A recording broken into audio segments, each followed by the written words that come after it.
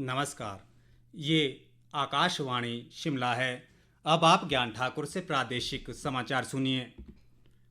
प्रदेश मंत्रिमंडल ने राज्य में 3 नए नगर निगम बनाने को मंजूरी दी है। इनमें ऊना, बद्दी और हमीरपुर नगर निगम शामिल है। शिमला में आज मुख्यमंत्री सुखविंदर सिंह सुक्खू की अध्यक्षता में हुई मंत्रिमंडल की बैठक में ये निर्णय लिया गया। इसके अलावा 2 नए नगर परिषद और 5 नई नगर पंचायतों के गठन को भी मंजूरी दी गई। इसके अलावा लोक निर्माण विभाग में मल्टीटास्क वर्कर के मानदेय में 500 रुपये की वृद्धि करने को भी बैठक में स्वीकृति प्रदान की गई।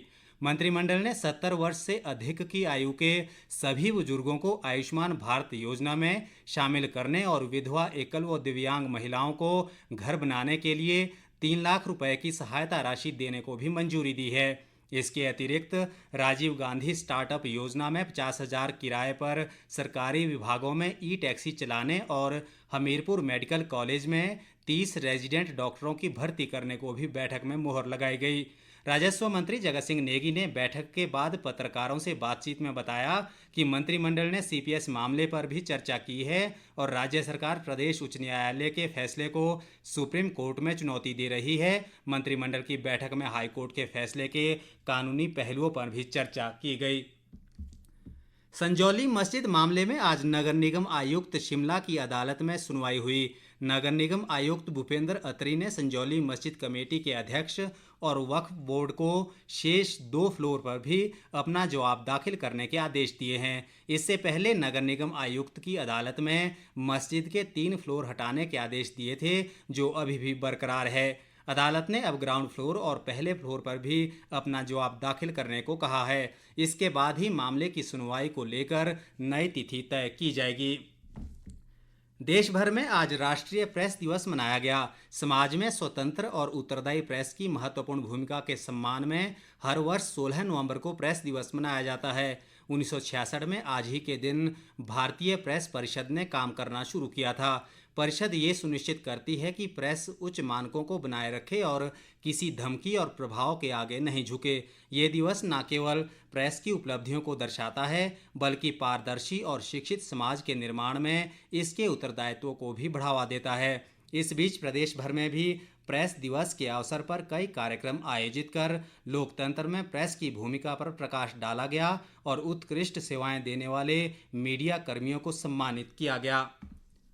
मुख्यमंत्री सुखविंदर सिंह सुक्खू ने कहा है कि राज्य सरकार कंप्यूटर अध्यापकों की मांगों पर सहानुभूतिपूर्वक विचार करेगी और उनके हितों को ध्यान में रखा जाएगा।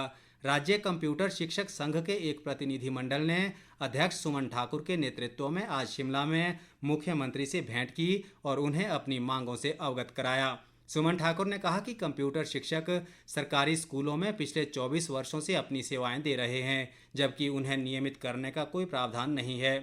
उन्होंने कंप्यूटर शिक्षकों को नियमित करने सहित अन्य मांगे भी मुख्यमंत्री के समक्ष रखी। आयुष मंत्री यादवेंद्र गोमा ने प्रदेश के भाजपा नेताओं पर देश के दूसरे राज्यों में जाकर तथ्यहीन और भ्रामक बयानबाजी करने का आरोप लगाया है। शिमला से जारी एक बयान में उन्होंने कहा कि भाजपा नेता अपने ही प्रदेश की छवि को खराब करने का असफल प्रयास कर रहे हैं। गोमा ने कहा कि देश भर में हिमाचल की छवि स्वच्छ, ईमानदार और सशक्त राज्य की है, जबकि भाजपा नेता राजनीतिक स्वार्थ के लिए झूठे बयान दे रहे हैं। आयुष मंत्री ने दावा किया कि प्रदेश की कांग्रेस सरकार ने अपने लगभग 2 वर्ष के कार्यकाल में लोगों को दी गई गारंटियों से बढ़कर कार्य किया है। उन्होंने कहा कि राज्य सरकार अपनी सभी गारंटियों को पूरा करेगी। यादवेंद्र गोमा ने कहा कि सरकार ने लगभग 30,000 युवाओं के लिए रोजगार के अवसर सृजित किए हैं और कर्मचारियों को पुरानी पेंशन योजना भी बहाल की है। प्रदेश में बदलते मौसम के बीच ऊपरी इलाकों में न्यूनतम तापमान माइनस में होने के कारण नदी, नाले और झीलें जमने लगी हैं।